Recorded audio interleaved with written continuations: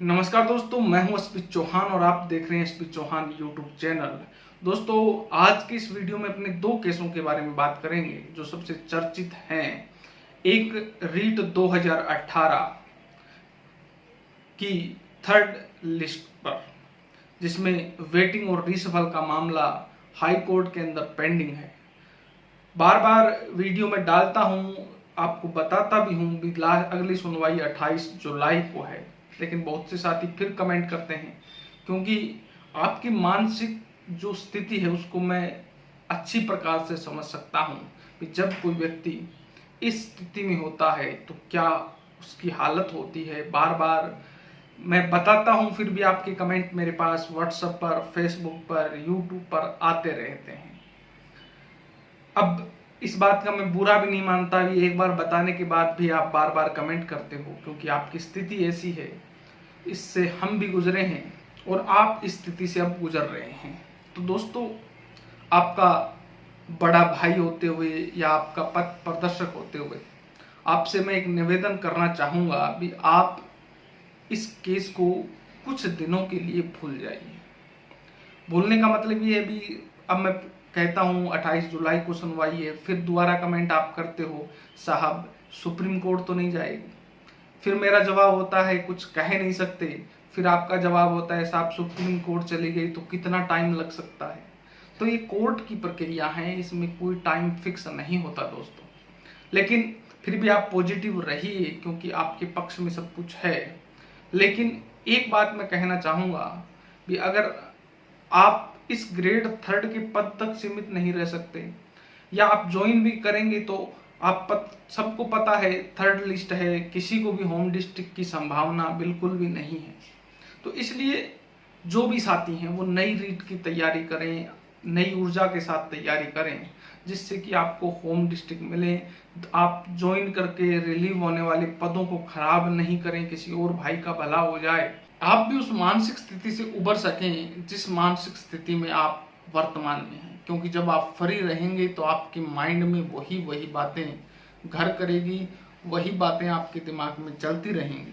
अगर आप अपने माइंड को कन्वर्ट करेंगे, अब कईयों का क्वेश्चन होगा साहब इस स्थिति में संभव नहीं है, कईयों ने फोरम ही नहीं डाला।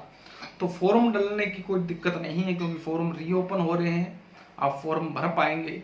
हाँ, स्थिति की बात करें तो ऐसी कोई कंडीशन नहीं है भी व्यक्ति उस कंडीशन से उबर ना सके। और अगर आप मेहनत करेंगे, प्रयास करेंगे तो कुछ दिन प्रॉब्लम के बाद सब कुछ नॉर्मल हो जाएगा और आप आसानी से इस स्थिति से भी उबर जाएंगे और टाइम भी जल्दी निकल जाएगा। अगर आपका सिलेक्शन इधर होता है, नज़दीक ज्वाइनिंग होती है, तो इसको पहले ज्वाइन कर लें, नहीं तो नई रीट को ज्वाइन कर लें। तो इससे आपका भी भला होगा। और कोई भी अपडेट होगी तो मैं जल्द से जल्द कम्युनिटी गाइडलाइन के माध्यम से या वीडियो के माध्यम से आप तक पहुंचा दूंगा। आपको बार बार कमेंट करने की जरूरत नहीं है। आशा करता हूं आप इस बात को समझेंगे। दूसरा जो केस है रीट सर्टिफिकेट 2018 को लेकर, आपको पता है वर्तमान में घमासान चल रहा है रीट की वैधता को लेकर, जिसपे अभी तक कोई स्थिति स्पष्ट नहीं है। जारोली जी का भी बयान आया है भी अभी तक हमें कोई भी दिशा निर्देश नहीं दिए गए हैं, और शिक्षा मंत्री जी ने कहा है भी अभी स्थिति नहीं है भी हम एग्जाम करवा पाए, और जबकि अधिकारियों ने एग्जाम करवाने की बात कही है। तो इन सभी के बीच रीट 2018 सर्टिफिकेट की वैलिडिटी बढ़ेगी कि नहीं बढ़ेगी? अगर आजीवन हो जाती है तो ये केस यहीं खत्म हो जाएगा, और आजीवन नहीं होती है, सभी जो सर्टिफिकेट है वो अनवैलिड रहते हैं, तो फिर रीट 2018 सर्टिफिकेट का जो केस है वो चलता रहेगा। और इसकी सुनवाई की अगर मैं बात करूं तो इसकी जो नेक्स्ट सुनवाई है वो 8 जुलाई को है। कुलदीप बेनीवाल जी ने ये केस लगाया हुआ है जो बीकानेर के हैं, और इस केस से उन अभ्यर्थियों को फायदा होगा जो 2018 में कुछ पॉइंटों से रहे हैं बिल्कुल नज़दीक 70-30 के कारण। अब 90-10 हुआ तो उनको कुछ फायदा होगा, अगर वैलिडिटी बढ़ती है तो फायदा होगा।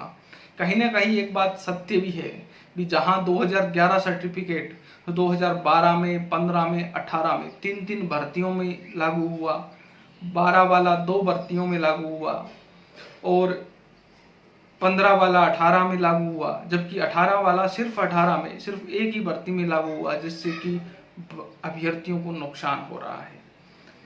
और कोरोना काल की वजह से जो भर्ती लेट हुई है 2 साल, उस वजह से उन अभ्यर्थियों की मांगे कहीं न कहीं सही भी है। देखते हैं क्या होता है, जो भी अपडेट होगी आप तक दे दी जाएगी। रीट सर्टिफिकेट केस की 8 जुलाई को सुनवाई है।